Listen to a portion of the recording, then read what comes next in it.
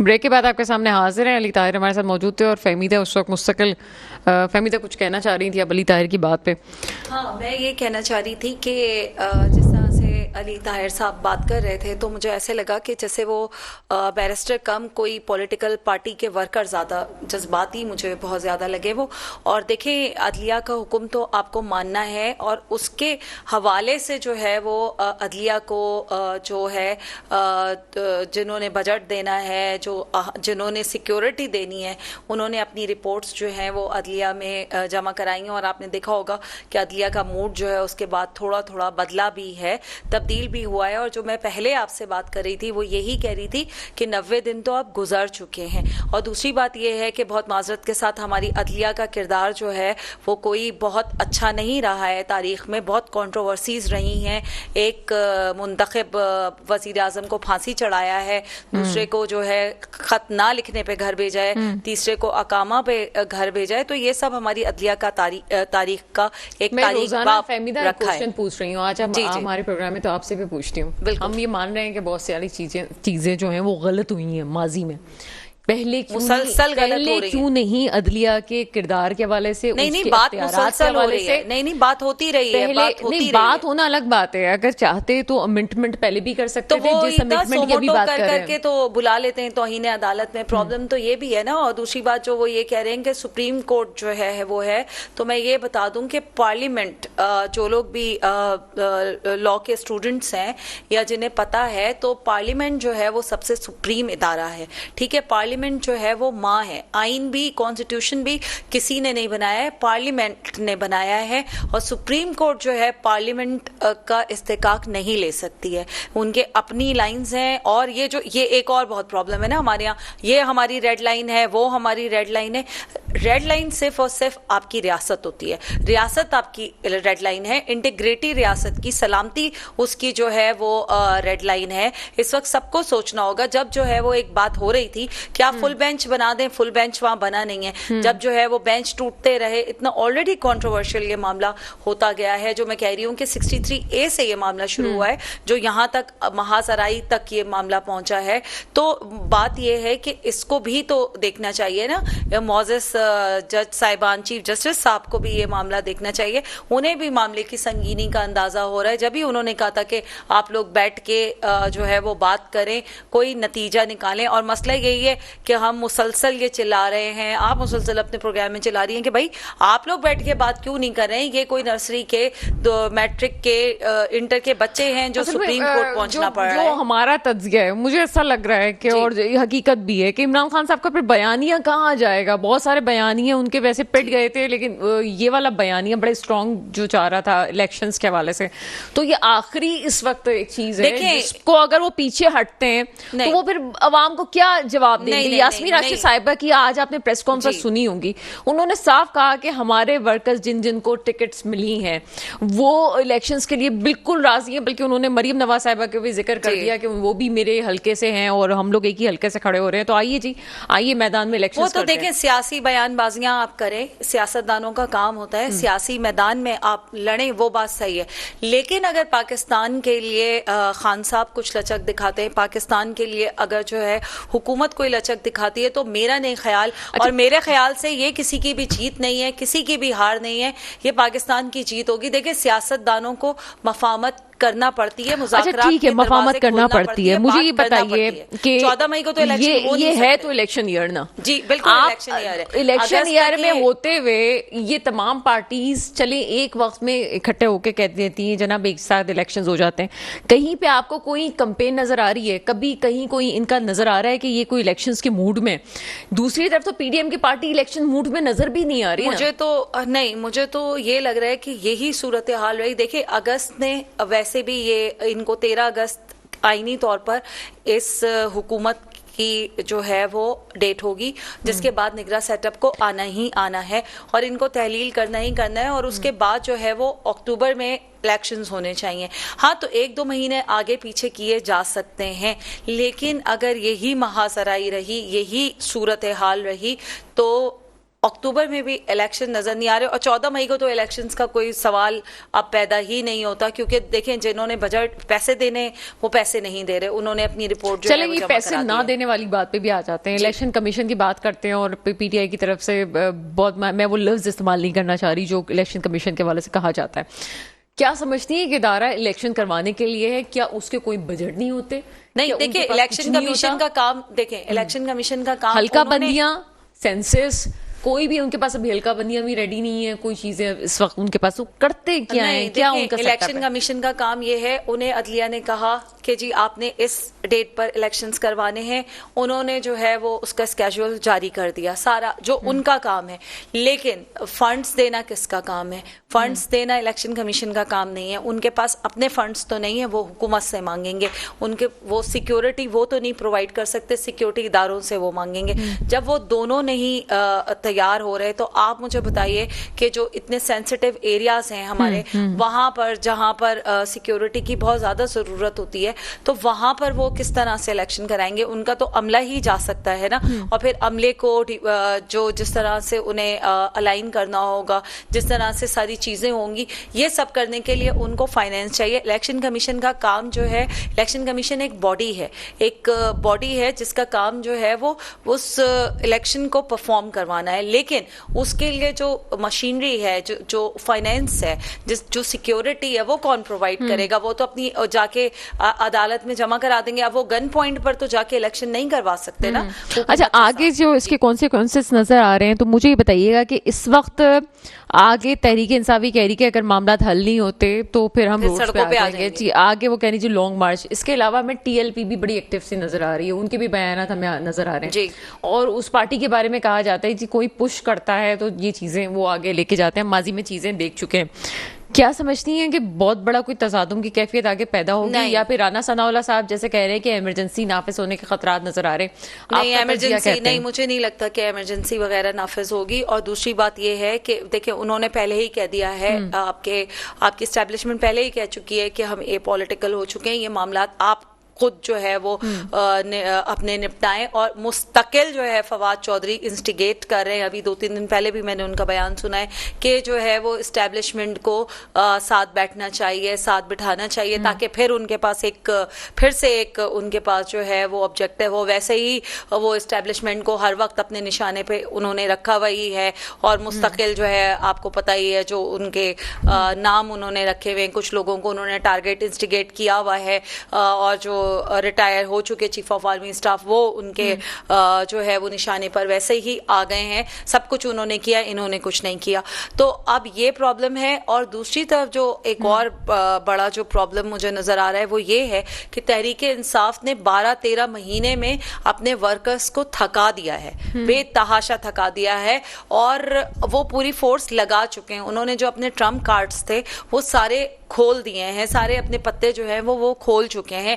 इस वक्त वो पावर में नहीं है। आप देखें, अंदाजा करें, अगर जो है तहरीक इंसाफ इमरान खान को कोई जो उनके इर्द गिर्द जो मसाइबीन हैं, जिनकी वजह से खान साहब जो है वो इस्लामाबाद से ये समान पार्क में महदूद हो गए हैं, अगर वो उनको कोई समझाने वाला होता, कोई ढंग की बात समझाने वाला होता, तो ये होता कि वो 75% पाकिस्तान पर उनकी हुकूमत थी, पंजाब में उनकी हुकूमत थी, केपी में उनकी हुकूमत थी, वो जाके अब ग्रेस के साथ जो है अपोजिशन लीडर बन के बैठते। और इस वक्त वो किस पोजीशन में होते हैं आप मुझे बताइए? कोई कानून, कोई बात, कुछ वो पार्लियामान से उनकी मर्जी के बगैर पास हो सकता था। अगर आज जो है तहरीक इंसाफ पार्लियामेंट में बैठी हुई होती, वो तो इस्तीफे दे दे के बाहर आ गए। उनको समझा रहे हैं कि पंजाब ना छोड़ें, केपी ना छोड़ें, वो पंजाब और केपी की असेंबलियां तोड़ के बाहर आ गए। अब आप मुझे बताइए, जब आप पावर खुद किसी को दूसरे के हाथ में दे देंगे और उसके बाद कहेंगे नहीं मुझे वापस करो, तो ऐसा क्या पॉसिबल होगा? अब आपने अपने सारे कार्ड जो है वो दूसरों को दे दिए। और दूसरी बात ये देखें, एक जब जो इलेक्शन का माहौल बनता है ना, वो बिल्कुल डिफरेंट सिनेरियो बनता है पाकिस्तान में, जब ग्राउंड रियलिटीज पे हम आते हैं, बात करते हैं, क्योंकि पाकिस्तान में हल्का बंदियों की सियासत होती है। अभी तो हम ये कह सकते हैं सिंध का रिजल्ट हमें अभी से ही वाजे है कि यहाँ पे क्या रिजल्ट होगा। कराची के डायनेमिक्स आप देखें कि कितने जो है वो चेंज हो गए। केपी में जो सूरत हाल है वहां पर जो है वो भी सिचुएशन बहुत जो है वो पीटीआई के लिए ऐसा नहीं होगा कि वो वहां से क्लीन स्वीप कर सकते हैं, और पंजाब में भी ये नहीं हो सकता, ये तो अभी हम कह रहे हैं। लेकिन जो है जब हलकों में लोग जाते हैं, जब इलेक्शन का एक माहौल बन जाता है, और अगर जैसे कि नवाज शरीफ के आने की बातें हो रही हैं, नवाज शरीफ साहब भी वापस आ जाते हैं, और जिस तरह से जो वाकयात हो चुके हैं वो सारा कुछ है, तो उसके बाद जो है अगर लेवल प्ले फील्ड भी इनको दे दी जाती है, भाई दोनों को दे देते हैं, सारा कुछ करते हैं, लेकिन खुदा के लिए आप लोग पाकिस्तान के लिए तो सोचें ना। हमारी सियासी क़यादत को तो कुछ नहीं है। हमारा IMF का आप देखें 9th सर्कल हमारा पूरा नहीं हुआ है, हमारा एक और सर्कल जो है वो ड्यू हो गया है। मुस्तकिल अवाम जो है वो महंगाई में पिस रही है, इन लोगों को सिर्फ और सिर्फ पॉलिटिकल इंटरेस्ट नजर आ रहा है। और आप मुझे खुद बताएं, चलें लेट्स से कि इलेक्शंस हो भी जाते हैं, गवर्नमेंट खान साहब की गवर्नमेंट आ जाती है, तो उनके पास कौन सी जादू की छड़ी होगी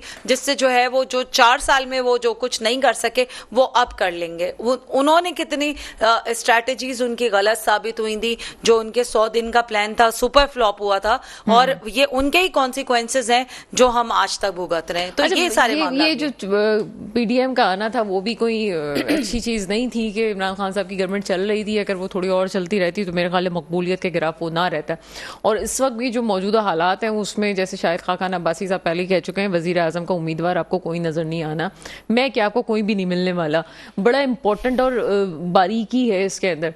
इस वक्त जिस तरह से फाइबिदा ने कहा है कि जी आप PTI को लेके आ जाए, मुल्क संभाल लें, तो वही बड़ी बात है। लेकिन बहरहाल लोगों की बड़ी तादाद मौजूद है, और वो जो ओवरसीज पाकिस्तानी के हवाले से बात करते हैं जी रिमाइंडर्स आ जाएगी और चीज़ें जो बेहतर चल जाएंगी, तो बहरहाल वो एक उनके पास चीज़ें मौजूद हैं। लेकिन ओवरऑल तहरीक इंसाफ की सियासत इस वक्त सवालिया निशान ज़रूर बनी हुई है कि जनाब वो कहाँ इस वक्त अपनी सियासत को लेके जाएँ। एक बयानिया उनके पास बचा है इलेक्शंस का, और वो बयानिया भी बहुत जल्द उनसे छीना जा रहा है। फिरदौस शमीम नकवी साहब हमारे साथ मौजूद है। सर, प्रोग्राम में आपको वेलकम करते हैं। शुक्रिया बहुत बहुत। फिरदौस शमीम नकवी साहब, मुज़ाकरात कामयाब होते होते भी नहीं हो रहे, और आगे आज हमें जो सूरत हाल नजर आ रही है, लग नहीं रहा कि चीजें बेहतर होने जा रही हैं। कौन सी पार्टी लचक नहीं दिखा रही? क्या आप समझते हैं कि आप लोगों की पार्टी को लचक दिखानी चाहिए थी? कोई तो कंप्रोमाइज कर लेता, लेकिन दोनों जमातों ने कंप्रोमाइज नहीं किया है। क्या होने जा रहा है? अच्छा बीबी, मुझे आप पहले समझा दीजिए कि आपके नजदीक पाकिस्तान के आइन की क्या हैसियत है?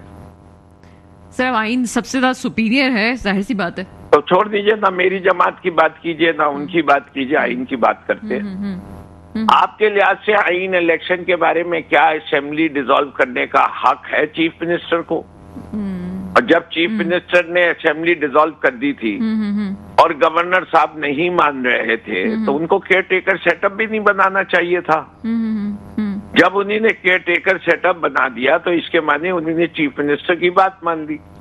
जब उन्होंने चीफ मिनिस्टर की बात मानी तो आइन तो बड़े वादे तौर पे देख कहता है कि पहले आप तारीख देंगे, उसके बाद आप केयर टेकर सेटअप करेंगे। आज ये केयर टेकर सेटअप दोनों सूबों के अंदर गैर कानूनी और गैर आईनी हो गया। तो इसके बारे में आपका क्या ख्याल है कि इसके लिए कौम को क्या करना चाहिए? हम अपनी पूरी कौम को कहते हैं कि ऐ मेरे कौम के लोगों, आइन को रद्दी का कागज समझो। एक इसकी कोई हैसियत नहीं होती। जब इसे चाहे कोई फौजी आमिर रोन दे अपने बूटों के तले तो भी सही है, जब कोई सिविलियन रूलर चाहे वो भी ये काम कर दे। अब वो असेंबलियों का सहारा लेके रोन रहे तो रोनने दो, तुम खामोशी से तमाशाई बने देखते रहो। जिस दिन इनकी मर्जी आएगी उस दिन इंतखाब में हिस्सा ले लेना, फिर जो नया आएगा वो भी तुम्हारे साथ ये करेगा, वो भी तुम खामोशी से सहते रहना, इससे कि तुम आजाद नहीं हो, तुम गुलाम हो। ये तो तुम्हारे ऊपर इनायत करते हैं हम कि कभी कभार तुमसे वोट मांग लेते हैं। वो भी वोट की कोई हैसियत नहीं है, वो भी उस वक्त हैसियत होती है कि अगर हम धांधली ना करें इलेक्शन में, चाहे वो एजेंसियां हो, चाहे वो सियासी लीडरान हो जो ठप्पे लगवा के डब्बे भरते या वैसे ही डब्बे चोरी करके तब्दील कर देते हैं। तुम आवाम को सिर्फ ये हमने मगरबी दुनिया को दिखाने के लिए ढोंग रचाना होता है कि हम एक जमहूरियत हैं। असल में तुम मान लो तुम सर, जमहूरियत आप नहीं हो, ये बातें बिल्कुल तुम कर रहे हैं। ज़हनी तौर पे तुम लोग ठीक है। असूली तौर पे गुलाम हो, अच्छा, और सर, गुलामों का सर, कोई हक नहीं होता। सर, आपकी गवर्नमेंट भी तो रही है, ये सारी बातें जो आप कर रहे हैं, ये क्या आप 2018 के इलेक्शंस में भी इंप्लीमेंट होते हुए आपने देखी है कि ऐसा ही हुआ था? आपकी भी तो जी, government थी, सर। मैं आपको, आप 2018 को छोड़िए, जिस दिन से पाकिस्तान बना है, आप मुझे, हम तो बने 1996 में। पीटीआई तो बहुत ही खराब जमात है। पीटीआई ने कौन सी अपनी चलाई है? कौन सा आपका इलेक्शन ऐसा है जिसको आप कहते हैं कि बिल्कुल फ्री था? जो एक इलेक्शन की मिसाल देते हैं, उसके नताइज को आपकी वेस्ट पाकिस्तान ने माना नहीं। जो एक फ्री इलेक्शन की बात हुई, उसमें जिनको मेजॉरिटी दी गई थी, उसको आपने ट्रांसफर नहीं की पावर। आपने अपने मुल्क का जो भी आइन जिस वक्त रहा, ये मुल्क का पहला आइन नहीं है 1971 का। ये कौन सा आइन है आपको पता है? कौन सा आइन है ये? तीसरा आइन है सर। तीसरा आइन है जी सर। पहला आइन कितने अरसे रहा? 2 साल। दूसरा आइन कितने अरसे रहा? 4 साल। ये तीसरा आइन है 50 साल रहा, जिसके अंदर जो है कितने साल डिक्टेटरशिप के रहे? जियाउल-हक के 10 साल और 10 साल उसके मुशर्रफ के हटा दीजिए, 20 साल उसमें रहे, और 30 साल ये आइन की जिंदगी हो गई। और इस आइन को अब इस तरह उछाला जा रहा है कि इसकी जिंदगी जो है वह थोड़े दिन की है, ये आखिरी से ले रहा है। इनफैक्ट मेरे लिहाज से तो इसकी कब्र भी खोद दी गई और इसको लिटा भी दिया गया है। अच्छा, फिरदौस शमीम नकवी साहब, पार्लियामेंट में वापस जाने की बात हो रही थी और आप लोगों की तरफ से बात भी की गई कि हम वापस पार्लियामेंट में जाते हैं। पार्लियामेंट में वापस जाने के बाद तरमीम की जा सकती थी 2/3 अक्सरियत के साथ। आप लोग अगर मिल के बात कर ले तो आगे चीज़ें बेहतर हो सकती थी। चले मान लेते हैं कि एक वक्त में इलेक्शंस होने चाहिए, लेकिन वो भी डेडलॉक जो था वो भी ख़त्म होते हुए नजर आ रहा है। क्या अभी भी आप लोग वापस असेंबली में जाएंगे? नहीं, हम क्यों जाएं? हम तो देखिए, वी नो वन थिंग, इनको क्या तकलीफ क्या है? इनको तकलीफ ये है कि दे कैन नॉट अफोर्ड कि पंजाब और केपी के इलेक्शन पहले हो जाएं। जो इस वक्त की प्रेडिक्शंस है, मुझे नहीं पता, उसकी प्रेडिक्शंस के लिहाज से हर मीडिया हाउस, हर सर्वे इस बात का अंदाजा दे रहा है कि PTI will sweep the elections, और ये इनको गवारा नहीं है। फिर इसके दूसरे क्या है, इमरान खान साहब जो है वो केपी और पंजाब में जीतने के बाद अपनी तवज्जो किधर लगाएंगे? सिंध में। और सिंध जिसमें जो दूध की नदियां बह रही हैं और जो जबरदस्त 15 साल की कारकर्दगी है, जब इमरान खान जैसा कैरिज्मेटिक लीडर वहां जाके बात करेगा तो दूध का दूध, पानी का पानी हो जाएगा। ये कैसे बर्दाश्त कर सकते हैं? फिर तो वो स्वीप टोटली कंप्लीट हो जाती है। तो अब इनको क्या चाहिए? 3 साल 7 महीने भी क्या कोई स्ट्रेटजीज बनाई गई थी जब आप लोग की गवर्नमेंट थी कि जिस सिंध में जो दूध की हमने बिल्कुल हर चीज के लिए हमने स्ट्रेटेजी बनाई है, और इसके अंदर हर चीज का एक रिएक्शन होता है। फॉर एग्जाम्पल, जब हमने असेंबलियों से रिजाइन किया था, नेशनल असेंबली के, हमने कहा पाकिस्तान के अवाम को जो चीज और जो चार्ज हम लगा रहे हैं वो उसको, हमारी बात को सीरियस नहीं लेंगे अगर हम असेंबलियों में बैठ के इख्तिदार की जंग असेंबली में करेंगे, तो हमें हटना है। तो हमने रिजाइन कर दिया। अब इसके बाद दूसरा मरहला क्या आया कि उन्होंने हमारे रेजिग्नेशन नहीं एक्सेप्ट किए, लेकिन वो एक्सपोज होते गए। पहले उन्होंने क्या किया, 9 सीटों पे रेजिग्नेशन एक्सेप्ट कर लिए। पहले कहा कि नहीं मानेंगे आप लोग, सब सामने आए, कोई सामने नहीं गया, और उन्होंने क्या किया, उन्होंने 9 सीटों पे कर लिया। अच्छा, वो 9 सीटें थी कौन सी? वो 9 सीटें वो थी जिसमें पाकिस्तान तहरीक इंसाफ का मार्जिन ऑफ विक्ट्री सबसे कम था, वो कर लिया। उसके बाद उन्होंने क्या कहा, 43 सीटें हटा दी। जब हमने कहा कि अच्छा हमें पार्लिमानी लीडर चेंज करना है, और जिस तरह ये पंजाब में इन्होंने वोट ऑफ कॉन्फिडेंस की बात रखी है, हम जो है ये वोट ऑफ कॉन्फिडेंस की बात नेशनल असेंबली में भी रखेंगे। तो उन्होंने इन रिएक्शन किया, बाकी के भी रेजिग्नेशन एक्सेप्ट कर दिए। क्या हम लोग गए थे सामने स्पीकर के? अच्छा सर, मैं क्या हमने वो शराइत पूरी की थी? इनके स्टैंडर्ड्स और यू टर्न्स जो है ये वो इतने बेतहाशा हो चुके हैं कि इनकी कांपें टांग रही हैं इस वक्त, और कुछ नहीं हो रहा। चलिए सर, अच्छा, अब काफी- हमने सर, पाकिस्तान के हर कानूनदान से, जी हर सीनियर लॉयर और कंसल्टेंट से पूछा कि क्या आर्टिकल 112 का कोई तोड़ है, कि अगर 112 इस्तेमाल हो तो कोई वजह है कि इलेक्शन ना हो। उन्होंने कहा जी आईन में कोई गुंजाइश नहीं है। हमने 112 और ये भी इन्हीं ने चैलेंज किया था। इन्हें कहा अगर इमरान खान इतना सीरियस है इलेक्शन कराने के बारे में तो उसको केपी की असेंबली से भी रिजाइन करना चाहिए जिधर हमारी 3/4 मेजॉरिटी थी, और पंजाब असेंबली से भी करना चाहिए जहां हमारे कोalition की मेजॉरिटी अच्छा थी। सर, ये तो हम 3/4 माजी में नहीं भी थी। मैं कता कलामी की माजरत चाहती हूँ, ये माजी भी में हम देख चुके हैं कि नवाज शरीफ साहब जिस तरह से डटे थे यूसुफ रजा गिलानी के खिलाफ, वो हमने देख लिया था सब कुछ। मैं आपसे उस मुद्दे पे आना चाहती हूँ जो आपने एक पॉइंट उठाया है सिंध के हवाले से, कि इनको डर है कि जी सिंध की तरफ जो है वो आगे जाएंगे, और कापे टांगने वालों की भी आपने बात की है, चले उनकी बात कर लेते हैं। मेरा सवाल एक ये था कि जब 3 साल 7 महीने आपकी गवर्नमेंट रही है, तो क्या सिंध के हवाले से उस वक्त आपने अपनी गवर्नमेंट में कोई ऐसी पॉलिसीज बनाई थी कि जनाब सिंध की तरफ रजू करते और सिंध के हालात को मजीद बेहतर किया जाता, ताकि वहां पे जो एक खौफ है जो आप समझते हैं, जो आपकी पार्टी कहती है कि सिंध पे काबिज हुए हैं सब लोग, तो उसको ठीक किया जाता? जी बिल्कुल। हमारे 3 साल दौर में सबसे ज्यादा बड़ी आफत जो आई वो कोविड की थी। और क्या कोविड में जो पैसे डिस्ट्रीब्यूट किए गए, जिसे एहसास कैश प्रोग्राम कहा जाता है, क्या वो आबादी के तनासुब से किए गए या किसी और स्टैंडर्ड पे किए गए? परसेंटेज के लिहाज से सबसे ज्यादा रकूम सूबा सिंध में बांटी गई, इससे कि यहां गुर्बत ज्यादा नजर आई। दूसरी चीज, पाकिस्तान की तारीख में किसी शहर को इतना बड़ा मंसूबा नहीं दिया गया जो कराची शहर को दिया गया, जो कि सिर्फ सिंध की मईशत का 90% टैक्स जमा नहीं करता, पाकिस्तान का भी 65% टैक्स भी जमा होता है, और ये दूध देती हुई गाय है। इसके जितने इंपॉर्टेंट मंसूबे थे, जिसमें ग्रीन लाइन ऑपरेशनल की, जिसमें बारिशों की वजह से जो पानी आ रहा था, जिसके लिए मशहूर जुमला आया था, ज्यादा बारिश आती है तो ज्यादा पानी आता है, तो हमने अगर नालों की सफाई होती है तो वो ज्यादा पानी समुद्र में चला जाता है। हमने वो नाले साफ करके उन पे काम कर रहे हैं, जो अभी भी चल रहा है, लेकिन उसकी वजह से ये जो दूसरी बारिश आई वो डैमेज नहीं हुआ।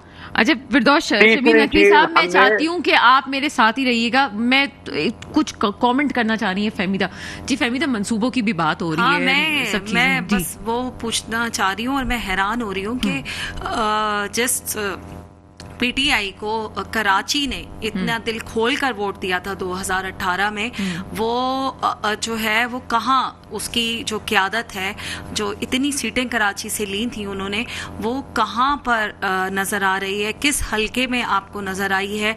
कहाँ पर है? सिंध से जो है वो सुपर फ्लॉप जो है वो यहाँ से मार्च हुए हैं तहरीक इंसाफ का, और अभी भी आई डोंट नो बाकी जगहों पे जब इलेक्शंस में हम जाएंगे तो क्या रिजल्ट्स आते हैं, लेकिन कराची की डायनामिक्स में तो बहुत सारी वेरिएशंस हमें नजर आ रही हैं, और बहुत माजरत के साथ मुझे तो नहीं पता, लेकिन हल्कों में आपने जो ये बात की है ना, वो बड़ी सुनने वाली बात थी। इसी पे मैंने आगे को कमेंट किया कि उन्होंने कहा कि जी पंजाब और केपी के बाद उन्हें ये डर है कि सिंध में जो है वो इमरान खान साहब अपना असरों को सुख दिखाते हुए, और जैसे अवाम की खान साहब जो है हुकूमत में थे तो कराची वो कितनी दफा तशरीफ लाए थे, ये जरा पूछें। और जो उनके अलाइज थे MQM, जो उस वक्त बहुत नफीस और वो लोग थे, उनसे कितनी दफा उन्होंने मुलाकात की। मतलब आप ये कहना चाह रही हैं कि पहले कुछ ऐसा CM साहब से मिलते नहीं थे, CM मुराद अली शाह साहब से मिले नहीं थे खान साहब, और खैर बहरहाल ये तो माजी की बातें हो गई, लेकिन जो है वो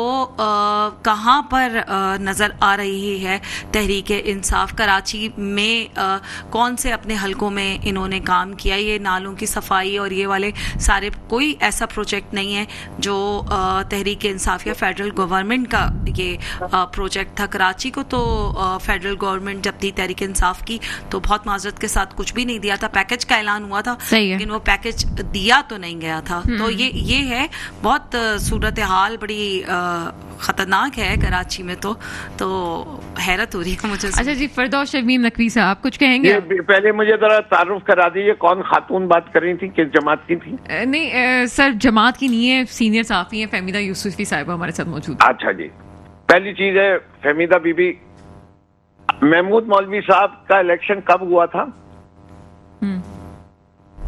किस सन में हुआ था महमूद मौलवी साहब का? हम इस वक्त फिरदौस साहब अभी की बात करें, 2018 की जी, मैं बात अभी की बात कर रहा हूँ, मैं अभी की बात कर रहा हूँ। हाँ, अभी की बात करें मैं तो अगस्त 2018 हुआ था सर, अगस्त 2022 में 22 में हुआ था। 13 जमाती इत्तेहाद ने जी मिलके इलेक्शन लड़ा और उनके खिलाफ एक महमूद मौलवी साहब थे। सारी जमातों का जितनी इलेक्शन लड़ी थी उनका टोटल ऐड कर लीजिए, और जो महमूद मौलवी साहब को वोट पड़े वो PCHS वो उससे ज्यादा थे, उससे ज्यादा थे। एक नहीं फहमीदा बीबी, आप सुनिए ना, तामुल से सुनिए। एक और इलेक्शन हुआ जिसके अंदर कराची में 2 सीटें, जिसपे पीटीआई का कोई एमपीए नहीं जीता था, सिर्फ एमएनए जीता था।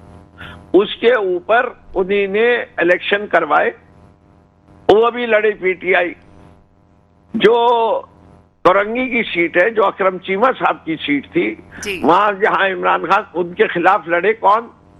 नैयर बुखारी साहब, जो चेयरमैन थे कोरंगी के, नाजिम थे। एक तरफ वहां मोईद अली लड़े थे, ईस्ट के जो चेयरमैन थे महमूद मौलवी के खिलाफ, यहाँ कोरंगी के नाजिम लड़े थे। इलेक्शन कितने वोट से हारे थे?